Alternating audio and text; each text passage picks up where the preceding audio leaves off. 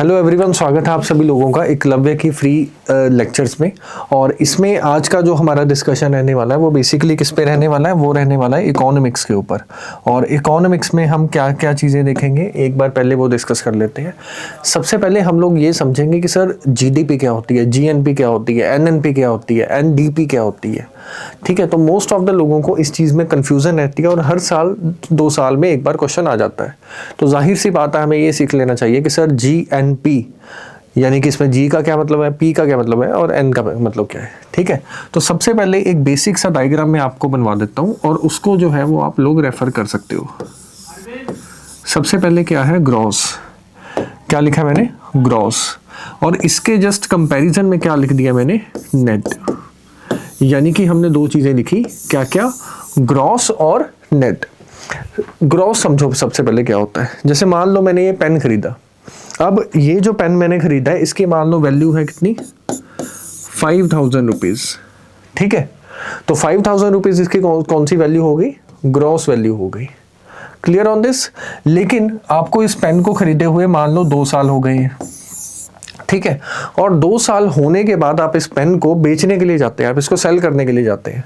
तो उस समय जब आप इस पेन को सेल करते हैं तो इसकी कीमत जो है वो कितनी हो जाती है, 2000 रुपीज। यहां तक कोई प्रॉब्लम, क्लियर ऑन दिस। अब जो माइनस हुआ, क्या माइनस हुआ, 3000। ये क्या है, इसको बोलते हैं डेप्रिसिएशन। क्या बोलते हैं, डेप्रिसिएशन। अब आपके माइंड में आएगा कि सर डेप्रिसिएशन क्या होता है। कोई भी मशीन जब चलती है तो कॉन्टिन्यूसली उसकी वैल्यू जो है वो कम होती है और उस वैल्यू कम होने को बोलते हैं depreciation. The wear and tear of machines is also known as the depreciation. यानी कि ग्रॉस जो है वो क्या है, ये जैसे मान लो ये टेबल है, इस टेबल की जो वैल्यू है जिस समय ये खरीदा होगा, ये वैल्यू क्या है, इसकी ग्रॉस वैल्यू है। 2 साल हो गए हैं इसको खरीदे हुए, आज की डेट में जो इसकी वैल्यू है वो कौन सी वैल्यू है, वो नेट वैल्यू है। अब आप ये बोलेंगे कि सर जीडीपी में क्या डेप्रिसिएशन कैलकुलेट की जा सकती है, ऑब्वियसली यस। मान लो आपने अपने घर के लिए रूफ पे कोई पैनल लगाया, सोलर पैनल। ठीक है, अब आपने जो वो सोलर पैनल लगाया है उसमें लगभग उसकी जो वैल्यू होगी उसमें लिखा होगा कि मान लो 10,000 रुपये है। कितनी वैल्यू है इसकी सोलर पैनल की, 10,000 रुपीज। यहां तक कोई प्रॉब्लम।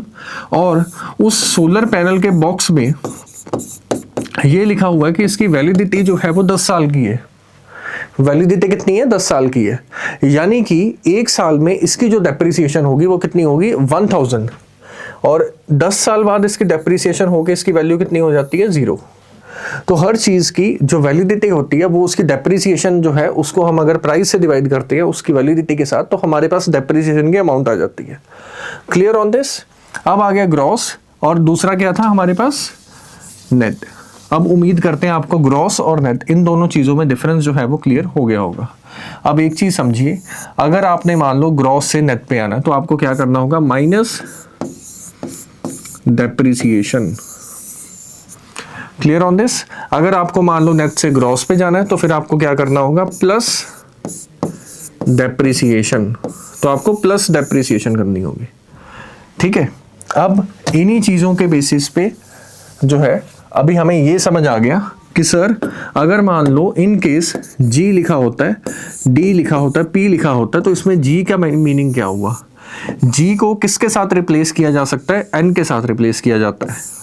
और एन के साथ अगर रिप्लेस करके क्या आ गया, नेट आ गया। तो इसकी मीनिंग जो है वो क्या होगा, अगर मान लो उन्होंने जी लिखा हुआ है तो इसका मीनिंग ये हुआ कि उसमें डेप्रिसिएशन पहले से ही प्लस हो रखी है।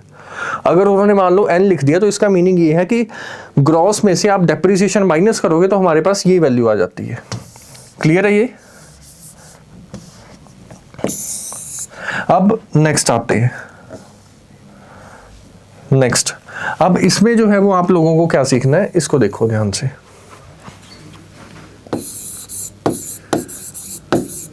डोमेस्टिक और दूसरी तरफ मैंने क्या लिख दिया, नेशनल। यानी कि हमने दो चीजें लिखी, पहला हमने लिखा डोमेस्टिक और दूसरा हमने क्या लिखा, नेशनल। अब इसको समझो ध्यान से कि इसका मीनिंग क्या है।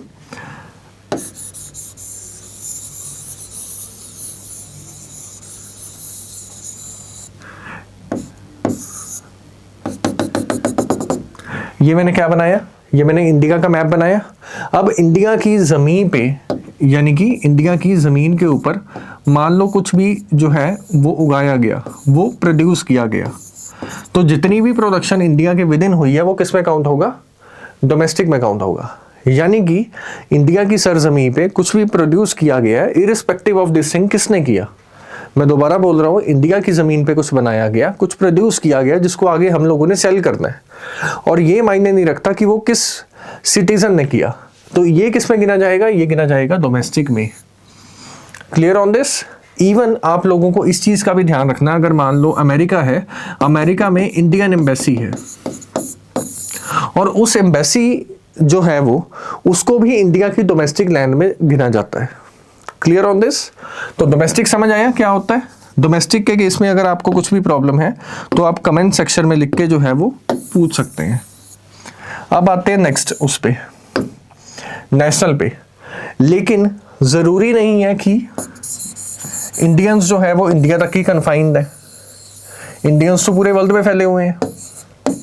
ठीक है, अगर इंडिया के लोग जो हैं वो यूएई में भी काम करते हैं, दुबई में काम करते हैं, रशिया में काम करते हैं, ऑस्ट्रेलिया, न्यूजीलैंड में काम करते हैं, अमेरिका, कनाडा में भी काम करते हैं, अब वो पर्सन जो वहाँ पे काम कर रहे हैं वो घर पे कुछ ना कुछ तो भेजते होंगे।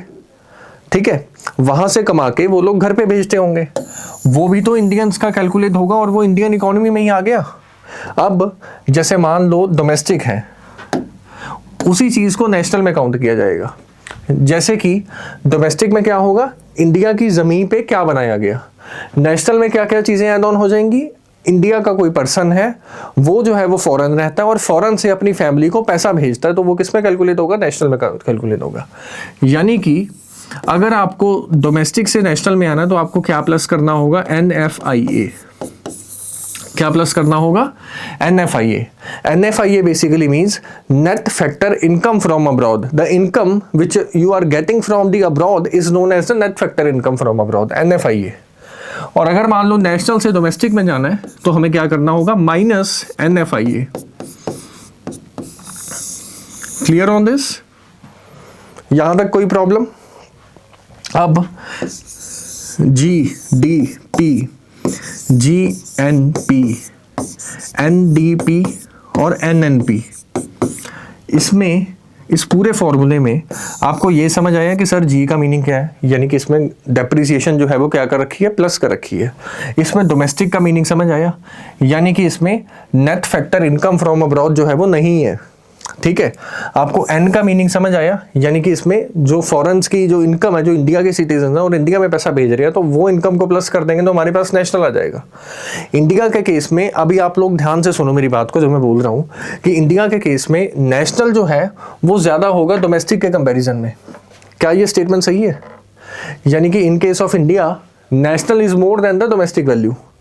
यस, क्योंकि इंडियंस जो है वो फॉरेन देशों में गए हुए हैं और वहाँ से पैसा भेजते हैं, तो जाहिर सी बात है हमारी जो नेशनल की वैल्यू है वो डोमेस्टिक से ज़्यादा होगी।